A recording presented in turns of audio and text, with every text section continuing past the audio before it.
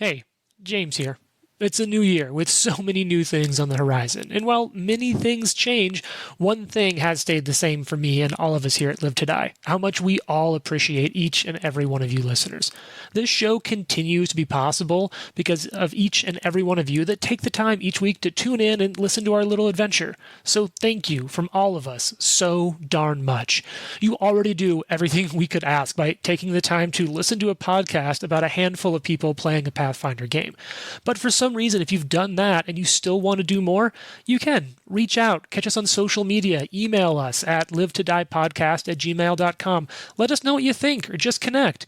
You also can rate and review us on your podcast app of choice, follow us on our social media accounts, share this show with people who you think might like it. Remember to be respectful. And if you really, really, really want to do something more, you can support us on Patreon, where we share behind-the-scenes conversations and other recordings. We have some early playthroughs of the 2E beginner box that we use to test out our equipment and kind of get settled into the game for us.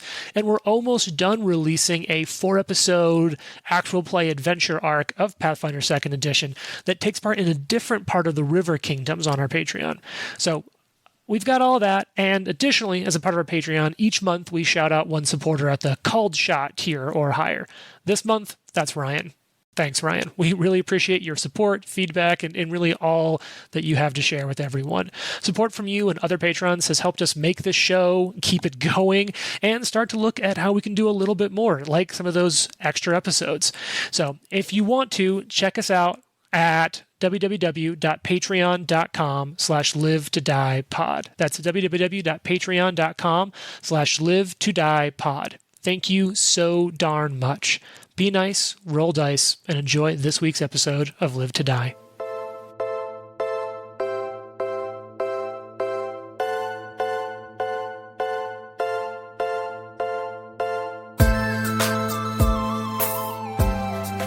Roll dice, be nice, and stay tuned. This is the Live to Die podcast.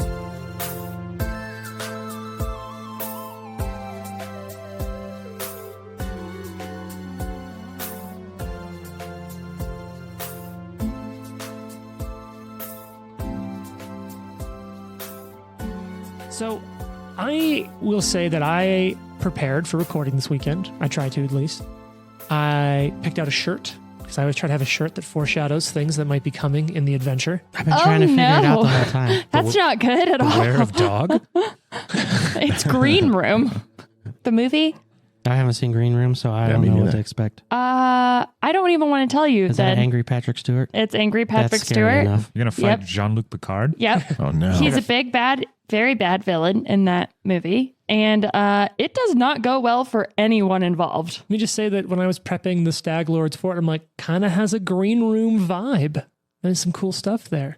Jane's face, excellent right now. A little It's bit not of I smelled something bad mixed with why. It's one of those, do you know, like one of those movies that you watch and you're like, the experience of having watched it, you're kind of like, I feel like I need to take a shower after watching this because I feel so gross and sad. Like 7? Worse, I would say. It's pretty It's bad. worse than the way you feel after 7? Yeah. It's pretty bad. Friend of the cast, Ryan, just watched it the other night, and I was texting him about it. Yeah, it was funny because Ryan actually texted James and was like, "I'm about to start Green Room," because James, it's a great movie, but it's like awful to watch. It's a brutal and James thriller. Yeah, James recommends it to a lot of people, and so he had recommended it to Ryan, and Ryan texted James and was like, "What should I prepare for? Like sitting down to watch this movie?" And James was like, "It's amazing. Just sit back and enjoy the ride." And I text Ryan and was like, "Don't listen to a thing James says. It's horrible." And he was like, "This is sending me right now," because it's like, it's just exactly the like way in which James and I are different in the things we watch of like, it's a great movie that leaves you feeling very bleak and terrible. And James loves it. And I'm more of a like, Jane and James, or Jason and James just high-fived. Let's all just have a good time. We're just here to have fun. It's an interesting, it's a movie that like, I think technically and deserves to be in the horror canon, but there isn't anything about it that is supernatural in the slightest. It is the thing that is terrifying is people. And it is a movie that has an elevated level of tension and horror because both sides in the movie make good as possible in horrible situation decisions. So there isn't the relief of like, well, that was dumb. We saw that. Like the whole movie is gut-wrenching tension. And I watched it because James was like, it's really good. And also the villain, like the bad guy in it, is Captain Picard. It's Patrick Stewart and Sir Patrick Stewart. Thank you. And I was like, how bad can it be if it's Patrick Stewart? The answer is really fucking bad. There's another side to Patrick Stewart that most people don't get to see. Yeah, it's like, I also thought that even if his character was like really terrifying and scary, I wouldn't be scared because I would just see Picard. And I was like, absolutely not. Like, he has a really convincing and terrifying villain side. Yeah, for sure. It's great to see people who are like super charismatic play horrible villains and do it well. Anyway. Like Christoph Waltz. Yeah, he's iconic villain. But he's sort of like, this point, iconically known for being a good villain actor. Like, I don't think a lot of people are like, oh yeah, Sir Patrick Stewart, the iconic villain actor. Similarly, all the people that listen to this podcast, now people are going to say that. That's because of us. I'll say, because Jane and I recently finished Fall of the House of Usher. Mark Hamill is phenomenal in that show. That's to the point at which, like, I mentioned it to my coworkers, and they're like, wait, Mark Hamill's in it? I'm like, oh, that's character. Like, I didn't recognize that was Mark Hamill. So basically, iconic space adventure heroes play great old man villains later in their career. Cool. That actually 100% checks out. Yeah, that does check out. Beside going off to the point that maybe the Stag Lord's Fortress is going to be really difficult, I did not prepare for this like jaunt across the plains with like the spider thing, the treasure stuff, but I am so fucking excited this has come up. This is probably one of the things that has been the hardest for me as a GM is I'll read through the 200-page chapter like of hex encounters across this huge map. And in my mind, I'm like, well, how do I get them to go there? And I have to know that you will all not go to even a third of them. Like already you have all, as a group, at this point, you could have reasonably been through more than 35 different unique things. And it's so hard to get over, but I'm so glad you've hit some of these things. And I'm just curious what your experience with players has been like. Like, do you feel like there's a world out there? Like, for me, it's so interesting as a GM to see behind the screen and be like, this is everything. What are they hitting? What are they not hitting? Am I doing enough to flesh out the world? How has the green belt started to feel to all of you who've been here in game now? We're coming up on a month almost, well, 3 weeks in real life time, better part of this year of us playing Kingmaker. I mean, it definitely looks vast if you like look at the map and know that each of these hexes are 12 miles. Like you can find a lot of stuff through all this. There's a lot of space, and like you said, we may not hit 2/3 of it. So I realize you keep pointing it out. We'll find it. We'll go get it. Well, and that's the other thing is like I'm trying really hard to make sure all of you feel the freedom to go wherever you want, and then let this thing emerge. Like let it be emerging gameplay. So maybe a better question for the sake of banter at the top. What do you see as the character of your experience in the green belt so far? Because I think my question would also require you to know what's there that you haven't seen a whole lot yet. But how would you characterize? How do you see this part of the stolen lands that you've so far been in? It feels like being in a Western in a way. Yeah. I can see that. Yeah, like I think if we were a movie genre, it would definitely be the kind of like exploring the unknown territory, but then also like a couple of the hallmarks of like the natural dangers with some of the animals that we've encountered and like a spider hole and stuff like that. But also paired with the human danger of like in a place where there's kind of like no rules and no laws and like everything's a little bit chaos, but there's also kind of these like hierarchies that are going on and little side adventures and stuff. So yeah, I definitely feel like we're playing a fantasy Western right now. Another Star Trek in a way. It's sort of a sci-fi Western. Others' thoughts? What's the character? I just want to say for me, Lucky doesn't care about the things that they're missing so much, but Jared wants to see them. But I'm trying to be true to Lucky, and so like when they're like, oh, there's a thing, a tree with an X by it, I'm like, this is like, we could be walking into a trap. Like, why even risk it? We know where we need to go. We know what we need to do. Let's do it. Should definitely go back. But Jared was like, oh yeah, you guys go see what that is, because I want to know. Totally. I did not expect you to split the party. It seemed to have paid off so far. Although who knows what's going to happen with the cliffhanger. Trent, Jason. I think there's a little bit of like exploring new nature is appealing to Nikolai, but he's not he's not an adventurer per se. He's never really even thought of himself as like, I'm going to go.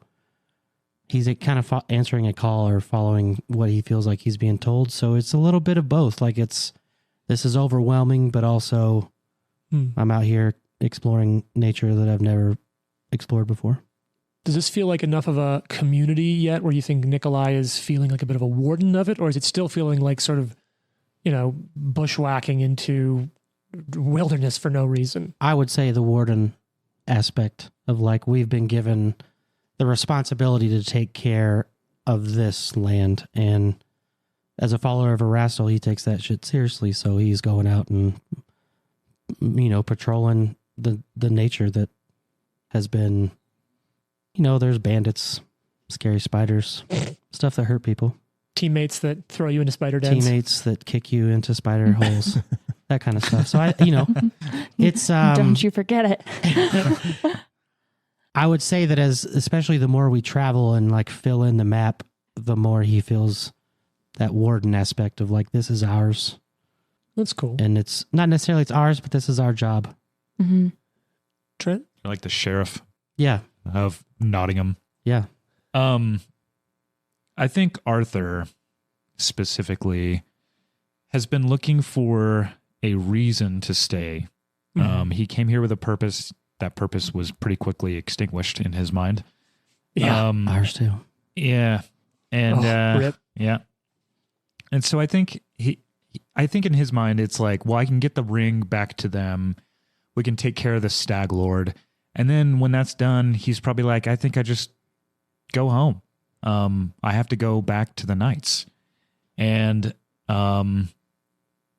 so I'm sure he's like, this is beautiful and there's all this land, but like, that's not what he's here for, So it's going to be interesting once that whole fort is, taken back over and everything's fine and the people out here can live peacefully.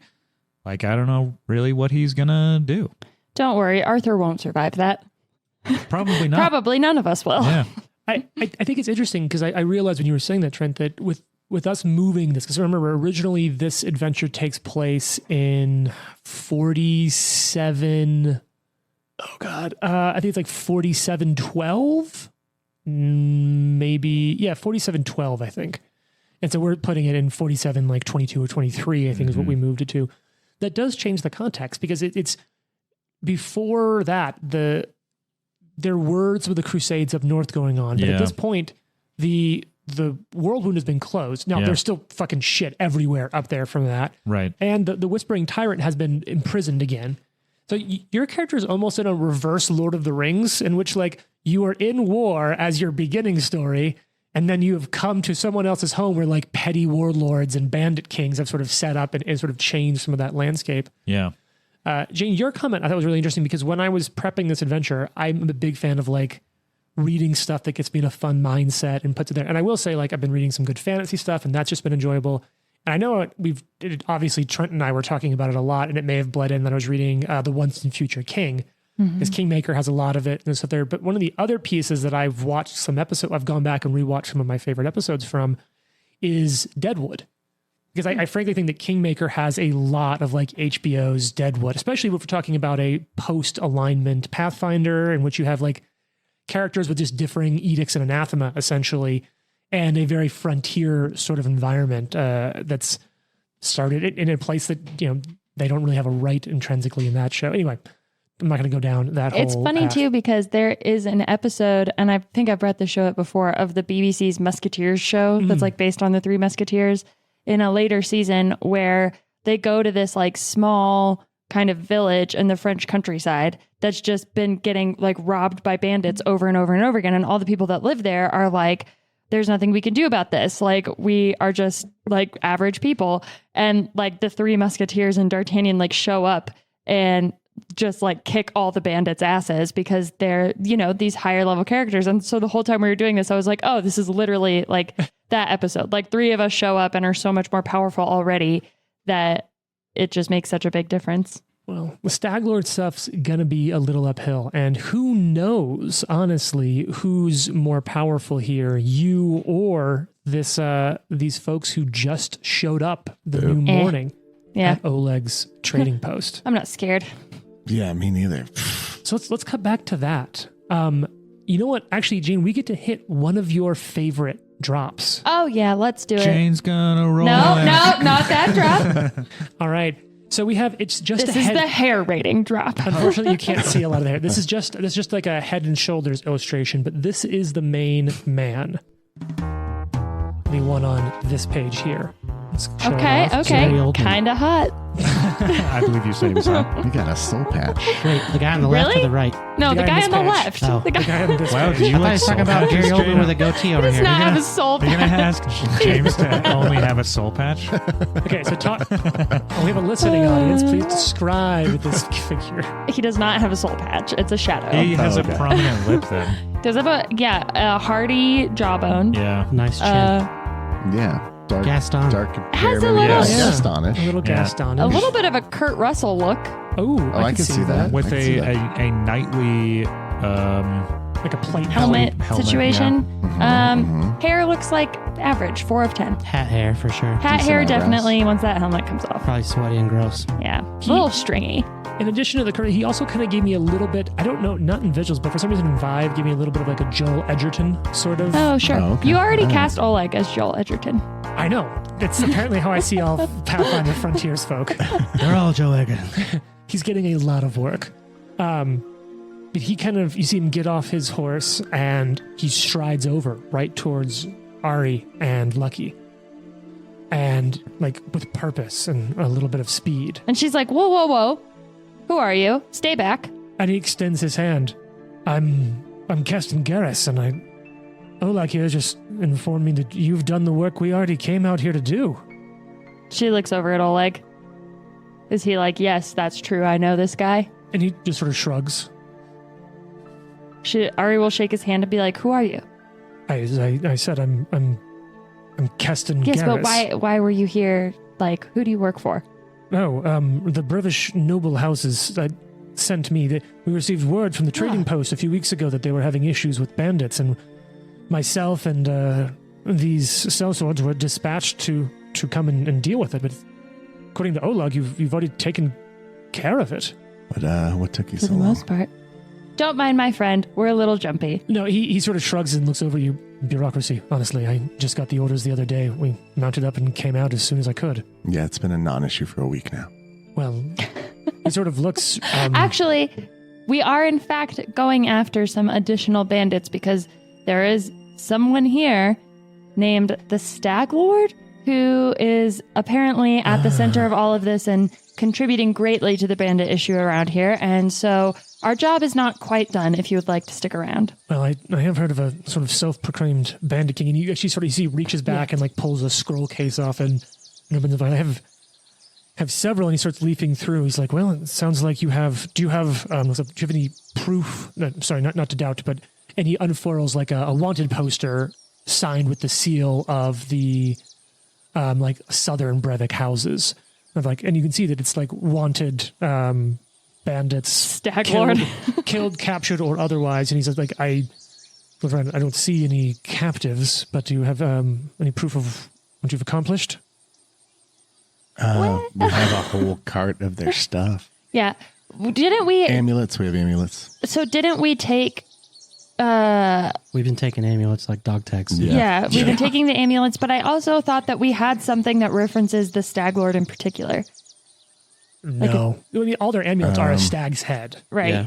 But I don't think we found like unless thought you that brought there the was, like- journal or some shit I that thought has that there was like a letter or something that one of them had about it. Not even with all that booze. No. I mean, a Okay. couple of them have told you like different passphrase which did you Guess ever maybe write it's just, any of like, those rumors. passphrases I down? got it. So he'll kind of look and he'll just like record it, and you'll see he'll take that, he'll see him like sign his mark to it, and then he sort of looks over. Oleg, right? Do you mind if I set up? And then looks like just sort of shrugs and gestures to the sort of outdoor tables near the cooking pit, and he sort of sits down. Sorry to really bother all of you, but same bureaucratic shit. Would you mind taking a seat with me for a second, and we can do a little paperwork? It's for payment. It's quite fine. Sure.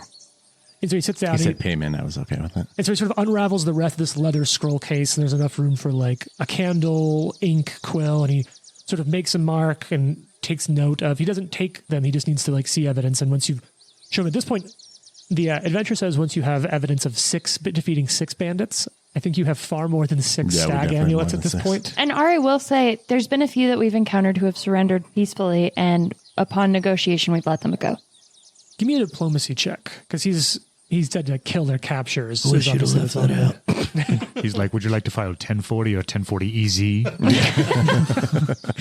It's a 17 on the Have a diplomacy. released capture form. Yeah. Oh, geez. Okay, and he's like, he sort of looks at you.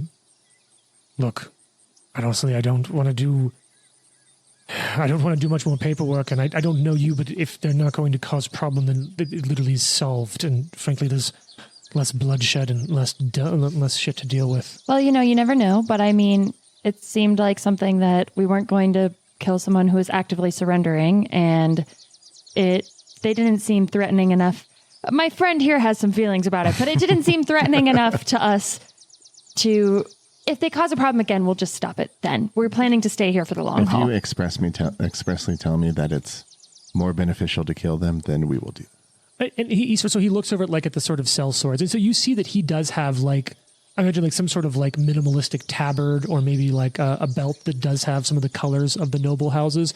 But the other folks do just look like mercenaries. And he sort of looks over at them and looks at you and he's like, look, the problem is what they were doing, not who they are. And looks over at them, who people were before and what they're doing. It's not causing a problem. Everyone has some things they aren't proud of. And he gets quiet when he says that for a second. That's exactly what I was thinking. He's like, so look, obviously it's not what that is. It's not what the nobles would have asked for, but I don't know that they have the best take or perspective on things like this. It's the real world, and if someone's making a living by hurting others one day and helping the next, well, then rather take help from someone who's there than not have it from someone who's not. Sure. He sort of looks, he's like, I don't know you, but if I hear a problem and I'll come to you and you tell me otherwise, well, then I may have reason to tell something to my superiors, but frankly, it sounds like it's easier for all of us around if your solution sticks. Ari's like, I'm Ariadna Vex. Ariadna Vex sounds... Anyway, pleasure to meet you. And looks over to you, sir. Lucky. It certainly is my lucky day, the way this is going. Maybe it's even more... And He he's sort of like... hot?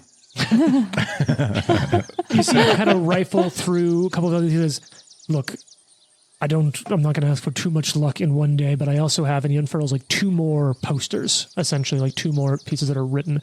And one says, and he does wrap up the bandit stuff, and he tears a bottom part off. He has 2 parts with the seal and his mark, one on the poster that will be sent back to the lords, and one that you'll keep essentially as a receipt for what the men find. He said, look, it'll be a bit, I apologize, it should be about a week or so, but it gets here. But it'll be a 30 gold reward if you want to mark down that in a week's time, 30 Excellent. gold for the bandits, and 30 XP.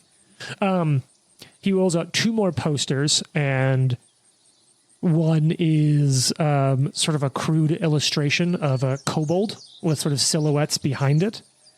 And it just basically is saying that the Sootscale kobolds have been riled up, and there have been more and more kobolds and sort of other aggressions. And it just sort of says either resolve the kobold threat or kill the kobolds. Interesting, you should bring that up. And she'll pull out Tucky's... well, I don't know if I want to admit to that. Do we have anything besides his notebook from showing that we settled that conflict? Let me look. I'll just say we interacted with them. We helped stop the cause of their war and all their strife. And I think that you won't be having much of a problem with them anymore. Give me another diplomacy check. As you are sort of and keep in mind, this is sort of like a camp, a wooden, almost picnic style table. And I like the idea, this is a very frontiers conversation. You have Olog's house on one side, the bunkhouse on the other, the barn behind you. And you know who's in that barn? Oh, the horsey. Claptrap. Claptrap the mule. And the 2 of you are just sitting there with man. The other cell swords are already having a pint of something in the morning from one of the few kegs. I just look, 21 diplomacy. You're Ari and Ariadna Vex, and you're the ones that the sword lords sent with the charter, right? Yes, that's us. I don't mean to insult you, but do you have it? Yes. We pull it out. And he sort of looks up and down. I assume it's with the rest of our stuff. Yeah, I think you would probably have that. I assume Lucky has everything. And he sort of looks Because the Jared wagon. takes all the notes. It's on the wagon. And so, like, you are to some extent operating with some connection to Jamandi Ardul. And he's like, look, you are in this capacity, at least, agents of Aldori. So, is your word as such, you know? What he doesn't go on to say that is sort of implied is that, like, if he finds out you're lying, the blowback's really shitty. But, like, you've shown proof of the bandits. You say that you've dealt with the kobolds. He's like, well, in same process, Seal plants the ring from sort of the generic noble house's signet, tears off your receipt. Same thing. It'll be about a week. This one's going to be worth 40 gold when it shows up. Great. What I will say is these writs made out to you, you can preemptively make them, write them over to Oleg, who will either take them as currency, because they will basically show up here until they know where else to go, or I think he's mentioned that he can place orders on your behalf. And so you can basically leave the writs to sort of say, like, collect what's owed from me out of special orders you're placing and collect it out of that. Some as it shows IOUs, up. huh? Kind of mean like it's not quite It's like a a bank tab writ. almost. Actually, you know what? Let's say that. It's sort of a double seal. I forgot that there is an agency of that. So it's sealed twice over, and it's sealed with noble houses, but it's made out through the god of the first vault. It's sort of Abdar connected, and like these payments shall be made in the name of Abdar, the god of like laws, deals, and money. Because like so they're sort of writs. You have to have like the right name and things, but Olag is willing to like sort of take it on, and this guy knows Olag. And he rolls out a third poster. He's like, right, I'm lucky. I don't think I'm lucky enough to go 3 for 3 in one day. And he plants it down, and there's this almost monstrous illustration of a boar, and it just says "Wanted Tusk Gutter." Yeah, can't say we've seen that one. Yep, no. It's like, oh, it is a. And Didn't we, or like we saw something go by and we just let it pass? A bear once. Was it not? Have we not seen a boar? I don't think so. I don't think so. Yeah. But it's, even as you say, like Tusk Gutter, one of the sellswords kind of walks over. Oh fuck! If only put a price on his head, eh? What exactly is this thing? Oh fuck! Every hunter in the Greenbelt has a story about Tusk Gutter. It's the nastiest boar from the woods to the mountains. Whoever manages to kill it's gonna get quite the reputation in addition to that reward. Jesus, yeah. Oh, right, it is from Benzen. And you see that, like, this reward is sort of commissioned by one Veckel Brenzen, and this sellsword's like, what? Lost his leg to that monster of a pig more than a year ago. Took it clean the fuck off. It's a fucking spell and a half that he didn't take the other leg with him. I'd say he walks with a limp, but he barely walks at all. And so you see that there is a wanted poster here to deliver Tusk Gutter's head to Olak so that Veckel, they can be delivered to Veckel. The wonders never cease around here. This Always is, something. and so this one has a little bit less of a reward. The reward here is magical arrows and a to share in the roast. Like this hunter, who is quite a well-known like cook, is also like going to like wants the head, at least the head, and if you can the body, and will prepare it and share like parts of the meat, like quite a bit of meat and quite good meat. I was going to say, if he just wanted the head, I'd be like, we just got a shitload of food. Yeah. And so so Keston's like, well, if you don't have it, then Olog. And Olog kind of looks over at him. He's like, is there a place? He's like, yeah, sure. So he tacks it up on the side of the bunkhouse, kind of on the way in, leaves it up, and sends the other two back. Well, shit. Pleasure meeting both of you then. Yeah, you too. Are you out here often? It's been a little bit since I've been out here. I was doing a little bit of work in southern Brevoy a few weeks ago, and then some shit happened. And well, What happened? you led on this one. Why don't you assist Jane on diplomacy from Lucky? I rolled a 19, so you're good. And what's your 9. assist? Okay, total with the bonus. Yeah. Okay, so it's no bonus. What's your total? Is it 19? Oh, sorry. I thought you said I was No, assisting. you're primary since you asked. For diplomacy, that is a 26. Well, there's some personal shit which I'm not going to burden you with, but Thank you. Unlike that alchemist. Right. A couple of months ago, I was doing a job with a Varisian who was out here, another sellsword of the sort, but we were moving goods, escorting nobles, the usual sort of work. And you kind of are picking up that this guy is probably someone who's out of good standing, probably is somehow related to a minor noble family, but is out of good standing, and so just has like in enough with like basically decent enough work that like would be sort of like a well success career for someone who doesn't have the connections, but for him is just sort of like he's there. Mm-hmm. So, the normal nobility nepo shit. Yeah. But you were guessing that like if he's on this particular run, he must have then additionally pissed someone off or done something. Right.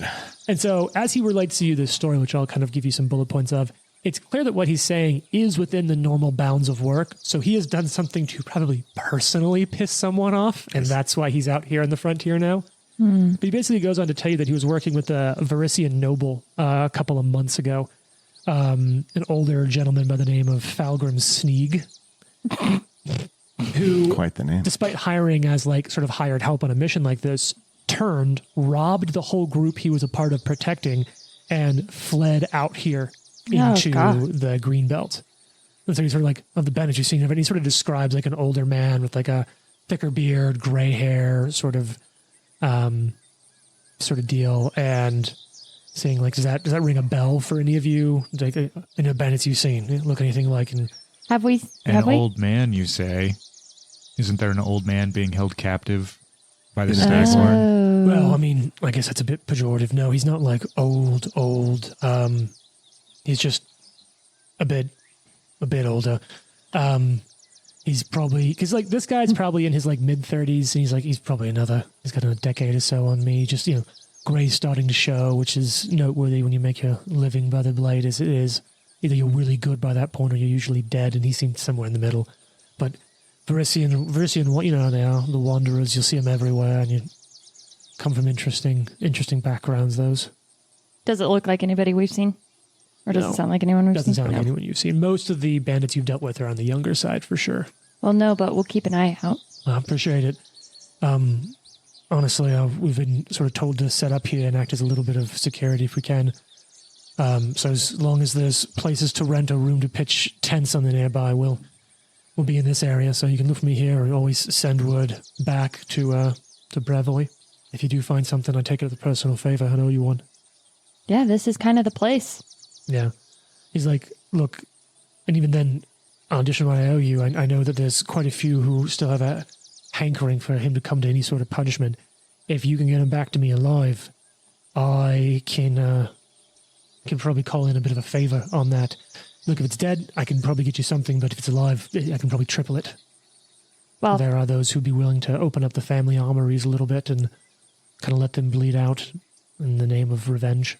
We're quite capable, so sure, we'll keep that in mind. I'll take it as a favor. Our two other friends should be arriving any time now. And it's at that moment you say it, that riding up on horseback is Arthur and Nikolai sort of sauntering into town. Don't mind the one in the knight outfit. He's a little weird, but... he's also not a knight, so don't worry. Yeah, he's not a knight. I don't know why he wears that all the time. I don't know. The hat is like so... Do you think he wore that like... Does he ever take it off? Does he wear it when he sleeps? No, I don't know. You say to the man who's also in full plate armor with a helmet on, he's just sitting there awkwardly like, is this play about us? That's a dated reference. But he sort of stands up. This is the rest of your company then? Yes. Are they also... This is Arthur Monmouth, not a knight, and Nikolai... Medved. That is a noble house name, right? Yes. And he sort of walks up. Medved. Monmouth would be as well. He probably wouldn't know Monmouth because this guy's kind of local, but you're all one of the Machado groups from the Aldoris, right? Yes. Sort of extends a hand and like just like genuine, like I've been talking with the rest of your company here, and we've already got the routes heading back to Brevoy under under Abdar writ. There should be money coming from your work. Seems like you beat most of us to it, so I think we'll be out here on sort of stationary patrol for a bit, but it's a real pleasure to meet you both. Your armor is shiny. Where do you normally patrol? I normally do work back in Brevoy for the houses, but I'm out here now. Okay. Jared's just giving me side eye. I want to know I'm his just thinking, backstory so bad. Well, so Would it's Nikolai have heard of this guy before? you know what? What's your do you have a lore that might be more specific, or otherwise I'll do society. I have no. It's hunting lore. I have so. geography lore. I have courtly graces, so I can make an impression on him with by being a noble. So we'll come back to that in a second. Yeah. Do you have society? Yeah, 5. What? Okay. Yeah, you Noble do recognize families. this guy's name. He is honestly didn't think I was gonna. So he's a member of one of the noble houses, but like sort of in name only. You do remember hearing hints of a scandal that sort of first forced him to become a mercenary. Now, he's been getting a lot of good work as a merc associated with the families because they do kind of know him. But yeah, you're like, oh, that's right. You did hear a little bit. Yeah, you got a critic. So you actually do recall hearing that there was an affair between Keston Svetlana. and a woman named Tanya, a weaver's daughter who wasn't noble. And he was sort of exiled from nobility. His father, a cousin of the Garrus family patriarch, because Garrus is one of the noble families of Brevoy. His dad's cousin basically exiled and disowned him. And so he fled to Restov, which is the southern part of Brevoy, which is where all you were from. He fled to Restov and has been working as a mercenary. And then sort of when there was an opportunity to actually work for some noble families again, seems to have volunteered or, you got to gather he's like trying to do work for one good people, maybe get his name back in good standing. Okay. So you would have heard that through the rumor mill. Yeah. Because he's kind of hot. Well, Joe Sharis, Nikolai, knowing that he's a homewrecker, is a little bit like No, so eyeing him up and down. your thought there isn't so much that it was intrinsically a homewrecker as it was he was in a relationship with someone of a much lower standing and the family didn't like His family's that. just an asshole. So he did it for love. You don't know. Well, then I like him a lot. It could have just been like a fun thing. Who knows? Just a but thing. Regardless, or maybe who knows how maybe there was something about it that became public. You don't have those details. Okay. You just know that it was some shit. Okay. And you'd heard that there was, because like, not that you were disowned, but like in a similar position of like a minor, not even a scion, like a minor relation of a noble family with a noble in name only. Yeah. So very sort of similar situation.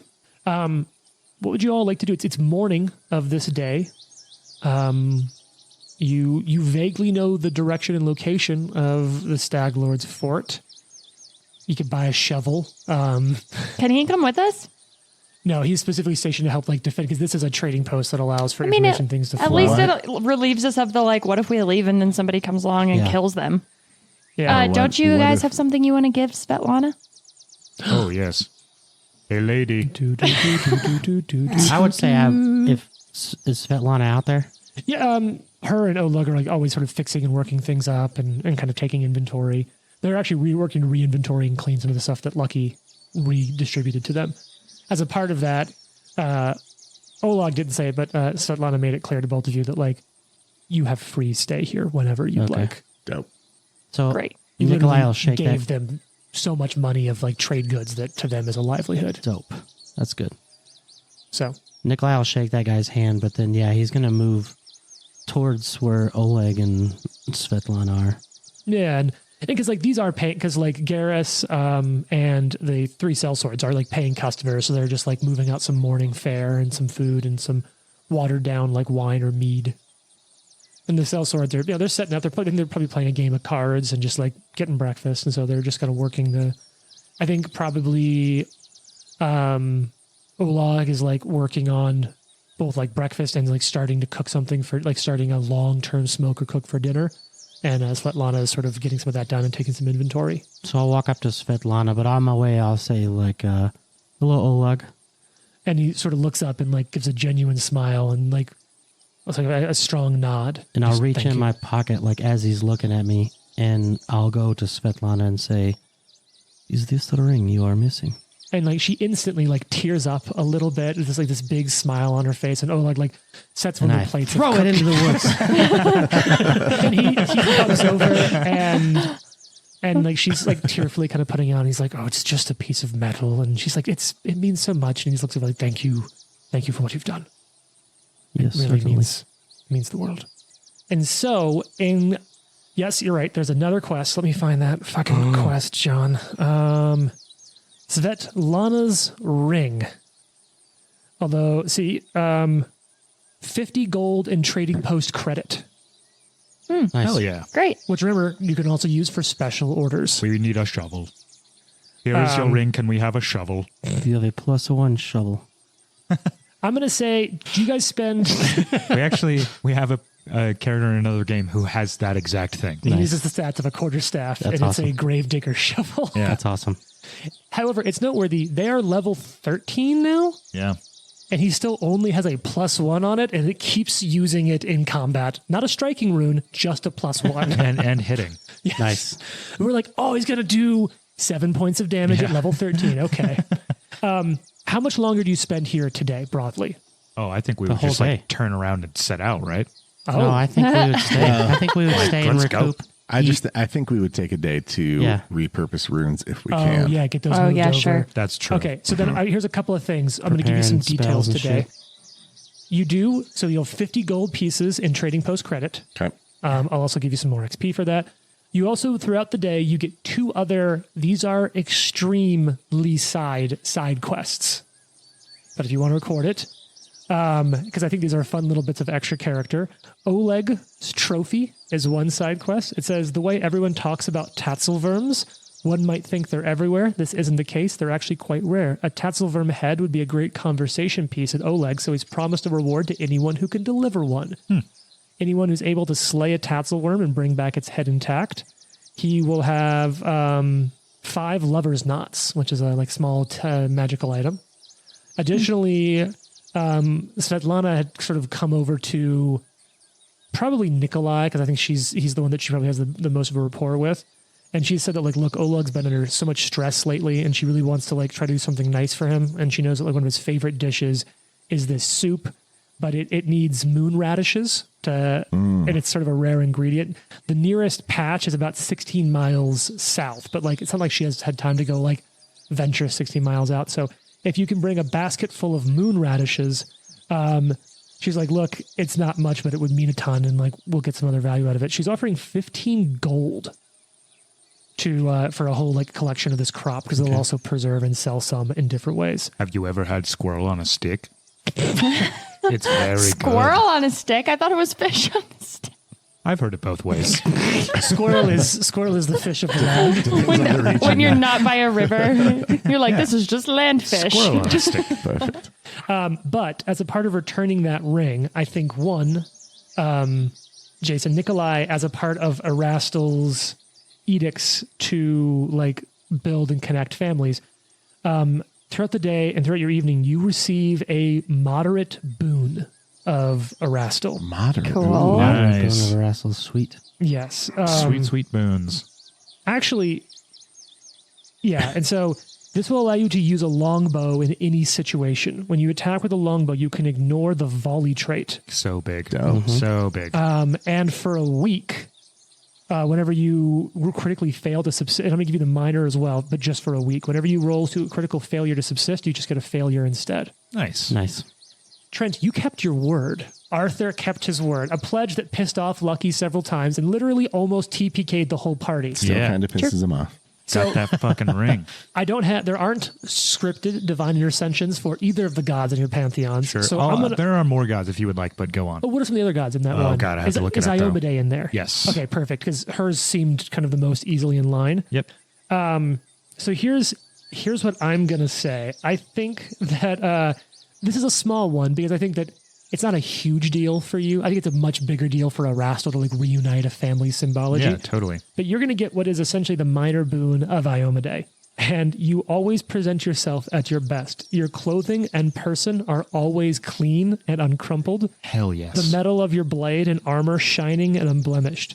This doesn't prevent you from being exposed to diseases and other infection, but it protects you as though you had thoroughly washed this all away regularly. This makes me so much more annoyed at Arthur. Like the light is just catching my armor now. You're like, what the hell? It's like you were just that much extra little bit shining because like you did this good thing, and now like your clothes always smell just slightly of lavender. I love that a god is like, good on you, and just makes you extra clean. Tide. Yeah.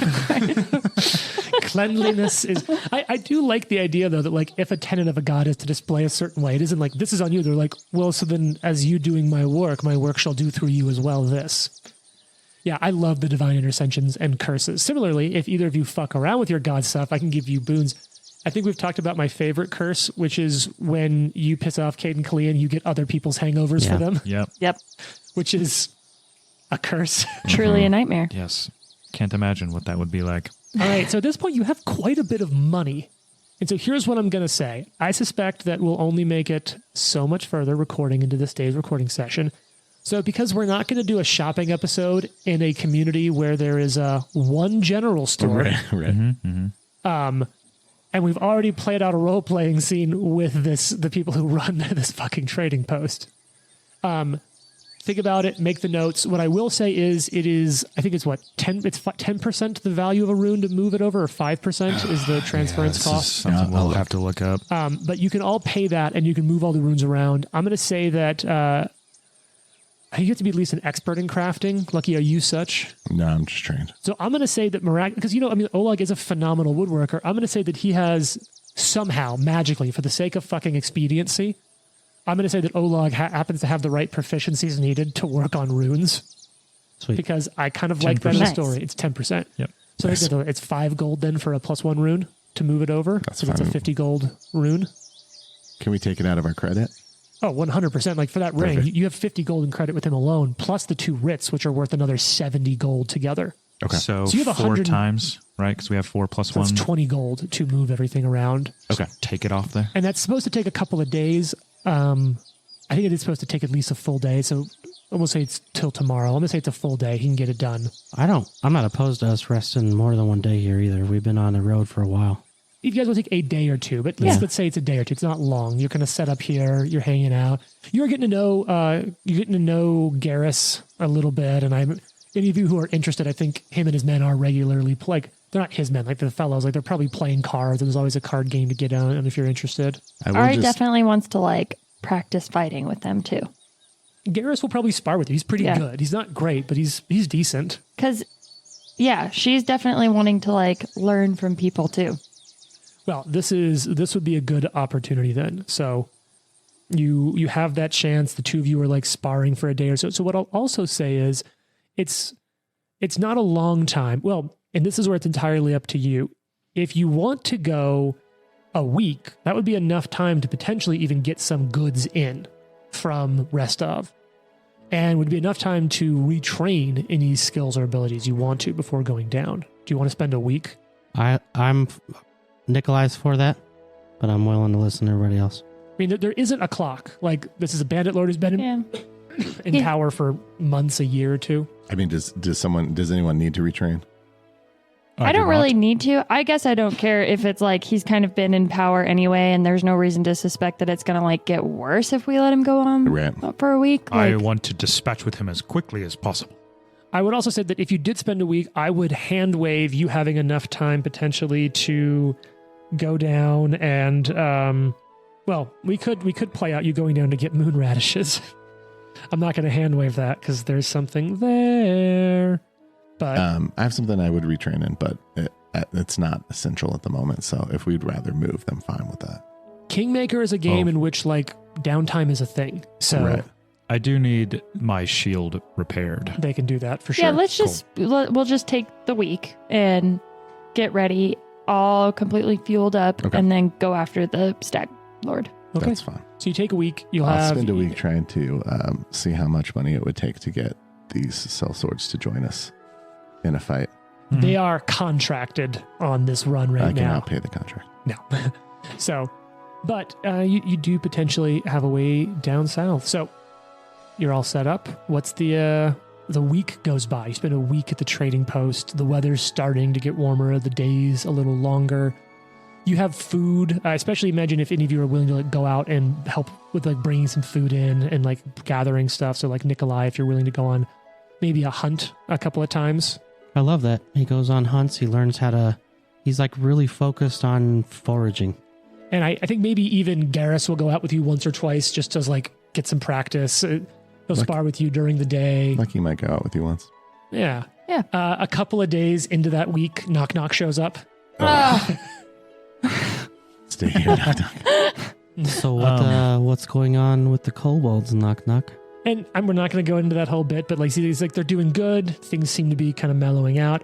He describes it in somewhat like insulting ways of like, they're fucking boring and no one wants to do anything. No one's died since you left. You are doing There's a no very way good I'm job. going to become then. a hero if no one dies. I think Arthur pens a letter back home, and it's Sure. like, hey, haven't heard from you guys at all. Here's everything that's happened so far. I know, pretty messed up, but this is all I know. And just kind of, Has it set up so that like the next time there's a run to somewhere where that can be taken to deliver right, to. carry your prairie chicken. That's a good idea. I'll go down on some of that too. So you Mail. both write a couple of letters to family.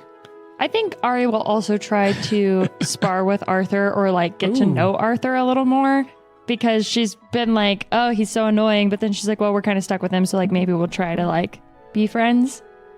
I will say, I want to go back on one thing before you, Trent, elaborate on what that might look like. Since Garrus is like he's been a sellsword and a bounty hunter for a little bit, so I imagine that you're even training some of the maybe future bounty hunter feats, sort of like an amateur one by any means. But I think as you're like, Shouldn't have told him my name. no, he's Right. he's the like guy and he classifies that does odd jobs, sort of bounty hunter. But I think like as you're thinking about where some of your free archetype feats and bounty hunter come from in the future, Jane, like maybe some of it is some things that like as the two of you are training throughout the week, staying active. But what would training with Arthur be like? Like, come on, it'll be fun.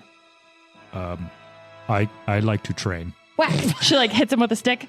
Let's go. Come on, whack. I think he would like shield bash you to like really like She, this like, is what it's like to fight in melee. Okay. And like they'll just like fight with each other. Maybe occasionally she'll like antagonize him a little bit. Nikolai hands Lucky a copper and says, I got this on the little one.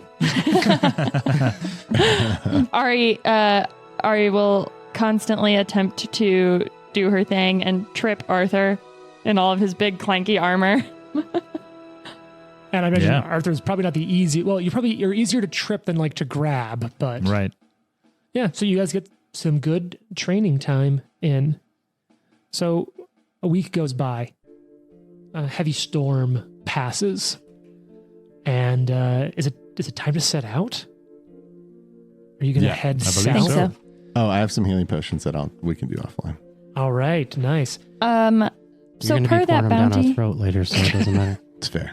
per that bounty hunter thing, hmm Ari, as we're leaving, is going to designate the Stag Lord as her prey. Ooh, good pick. Badass. So that means that she can get some bonuses on perception checks when I'm seeking the prey, and bonuses to survival checks to track the prey. All right. I'm going to also give you guys two other pieces of little info because you spent a week and you made some connections.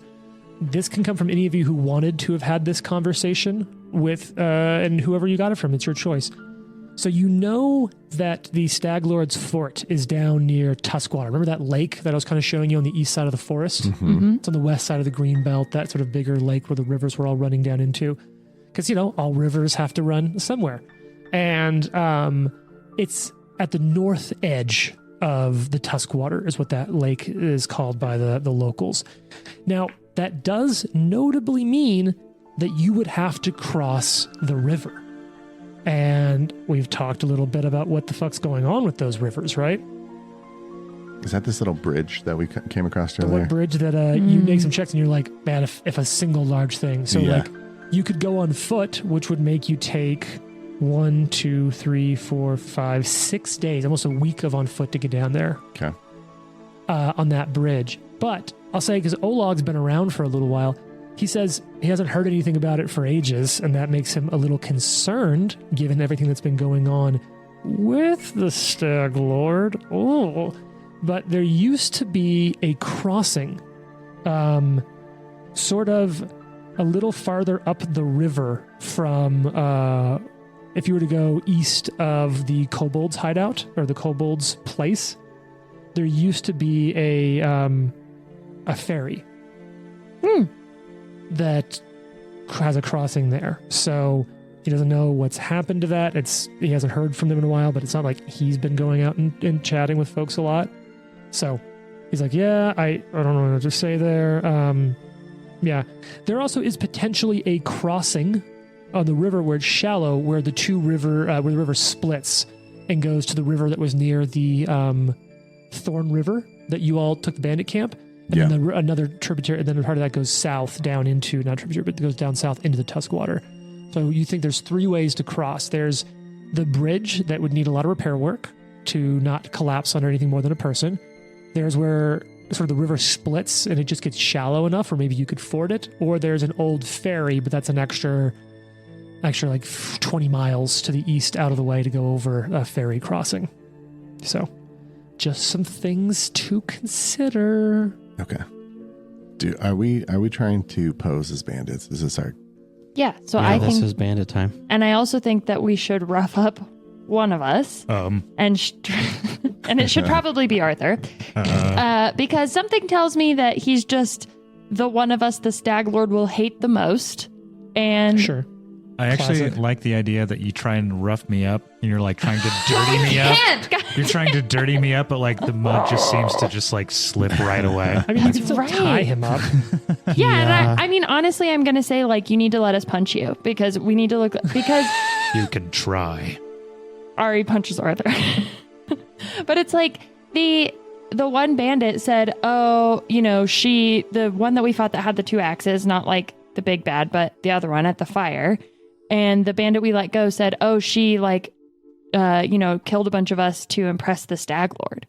And so I think if we're like, oh, we're bandits, we caught these 2, and then take them in there and be like, we captured this Knight of Lastwall and we're bringing him to you as a gift to prove that we want to like join your little bandit crew. Also booze. Also all this booze. It's classic. He took it. We took it from him. Poison it. Yeah. And then like just kind of slip our way in there. Do you have poison? I have poison. I Don't have a giant centipede poison. Oh, shit, you do. Oh, God. I don't think that Arthur is the best option Why? because he is going to hate me as soon as he sees me. Arthur? Me. The The Stag Lord will hate you. Well, then we'll take you and Arthur. We'll bundle you up together and Lucky and I will pretend to be bandits. I hand Lucky my bow and was like, please keep this safe, and when the time is right, give it back to me. Well, we'll hold it till we get there, but yeah. Yeah, I think that Nikolai and Arthur... I'll stay at my closet and wait for you guys to beat my And ass. she's going to talk to Nikolai and be like, okay, I know you can't lie, but just selectively truth tell, please. Just don't Yeah, but if I say. stay, Just don't say quiet. anything. Yeah. it's better if you gag me. I'll lie for you. Okay, we'll gag him. We didn't know that about you. Well, Okay. You know. Now So- you do. For the sake of moving this towards a compelling plot point. Oh, Wow. ouch. Wow. He just called you That uncompelling. was really mean. No, I'm think enjoying all of this. I'm also, while you're all doing some really wonderful Yeah. role playing, I'm reading ahead a little on prepping a few different things. Which crossing do you think you're interested in? So we need to take a wagon. There's So the shallow river, there's the ferry, and there's the old bridge. not Fair. the bridge. Ferry would be great. Yeah, if we can do the ferry, I think that's The best. ferry's an extra day out of the way for you. That's fine. Fine. It's fine. Like I said, this Like is one we've of the not first. been in a hurry. This was one adventure I was actually specifically excited to run in second edition because the downtime mechanics in 2E are so cool. And There went that person. yeah, that crazy fast longboarder. Came back the other way. They're roller skates. He's like, oh, is it? Yeah. Which for people Oh, listening has been like 3 weeks now. Yeah. He's just really going at it. It's not even a longboard. It's roller Oh, skates. I thought it was some like fucking silver surfer out there just cruising. Yeah. Nice. But this is, I think, the adventure in which like there is, because we joked about that sometimes in adventures of like, why don't we take time to heal between, like why is there this imaginary clock on it? Right. And especially in first edition where you're like, we can do like 4 fights in a day and we have to sleep for 10 hours. Yeah. This is a fun one because like there's environments in which like you have to blitz through it in sort of one day, but there's so many things which are like, we're going to take a week. Let's make friends. Let's get to know these people. And I love the campaign for that so much more. All right. So you kind of know your way down. You can sort of go back the way you came past the quickest way to that crossing is going to be to sort of go over and take the road across the Rosslyn hinterlands and then cut down sort of near Boken's hut. Go past the... You don't have to stop there, but like that path. We're not. I was the hermit. Oh my God, so weird. Oh, I'm so excited to meet him. You actually would probably get along great. We should go travel past there, this- just us one day. He'd probably love to talk about squirrel on a stick. Oh. You can go past... So you'll go over there. You'll go right past the spider den. Okay. Past the blackened tree, the stroke tree, and then you can get to the ferry. So that's going to be, you can go 1, 2, 3, it'll be 4 days travel to get over there. Another half a week or so when you start rolling up on where Olag told you this ferry is. So let's do a little bit of reading, right? I think there's some plot shit here. So all of you are going to start working your way up to towards this like ferry, this rope bridge sort of deal here. And as you're working your way there, you get to where it obviously the crossing should be. And you see now this place in Oleg told you called it Nettles Crossing. And there's almost nothing there. It's a soggy, abandoned remnant. You see a single thick, sagging rope hanging across the river. All that remains of like once a rope bridge with like a ferry that you could have pulled alongside the rope bridge next to it. But all that's left is this single, thick, old rope. And you just see a ruined signpost that just barely reads the Nettles Crossing, 5 coppers, ring bell for service. You can see on the south bank of the river, you're on the north bank, that encroaching vegetation has like already started to grow over what looks like the remnants of a burned down wooden building. No. And Bandits. on the north side of the river, you just see what's left of this beaten up sign and a rusty bell hanging beneath it. I go over and ring the bell. Wait, seriously? Yeah, oh yeah. I'll Yeah, I was detect like, magic all of as us he's want to doing it. ring this bell. I have to ring the bell. Detect magic. So you ring the bell. Ding, ding. I believe you said the bell was handsome. I believe you said that. It's rusty. He wants to detect magic. Is it Okay, magical? You detect magic. No magic. Ring, ring, ring, ring, ring. I throw ring, 5 ring. coppers on the ground. Bring, bring. Okay. You throw 5 coppers Yeah. in the ground. Ari the same. picks them up and puts them in her I pocket. thought that might Wow, work. this service is terrible.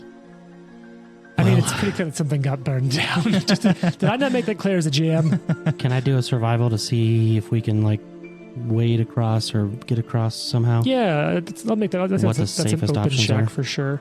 Go for it. Open? Yeah. What is it on Oregon Trail?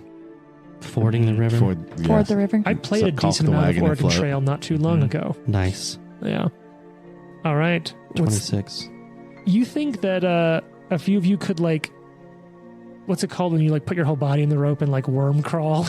Oh, yeah. A couple of you could do that across the rope, At a time. but it's certainly not going to help with like the horse or Yeah. the carriage. But there's nowhere on the river that we could just cross. You're probably gonna have to work your way west to that sort of just like lower, more shallow crossing option now. Yeah. All right, Can we'll do we- that. Just got to do that. Meander up to this building, see if there's anything. It's the building's on the south side, so Oh, you oh, have oh. if you want to crawl across the river on the rope to check out the building. Sure. Give me a climb Why not? check. I like to climb. I Should should go with probably him, go Ari. too, because I'm more nimble. Sorry, this is an athletics. Athletics check to climb. Yep. Climb's not an own skill anymore. That's a first edition thing. It's fine. I'm fine. I've been playing this game for a long time. Speaking of rule changes, You have to make a climb move. It's like a football move. Right. Right. How's a 30?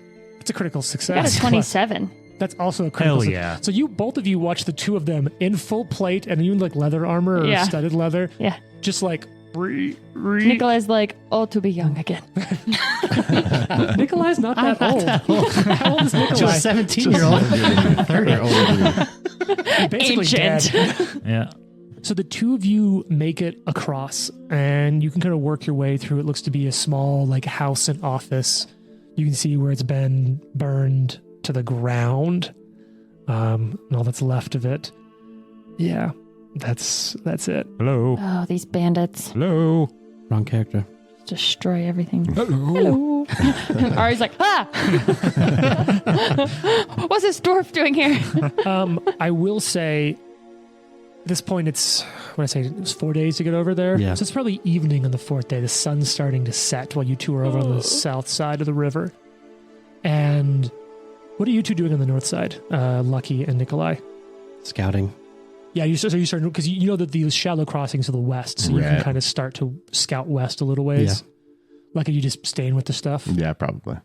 Knock Knock did stay behind at the trading post Thank and was goodness. weirdly hitting it off with one of the cell swords. Oh. Good. So I think while you're there, Nikolai, your was it +7 on perception? 9. Fuck me. +9. As you're coming back from the river, you're kind of going to the east. You've got the sun behind you, and there's like weird reflections on the water. You swear you see something moving under the water in the middle of the river. It's deep. Looks like a shadow of something. There's something in the water. You're still a ways away from like you see. This is. Yeah. Ari's meanwhile like, hey, do you think we should just swim back? No, I'm in metal. That doesn't rust. Yeah. True. Looks like it's fine.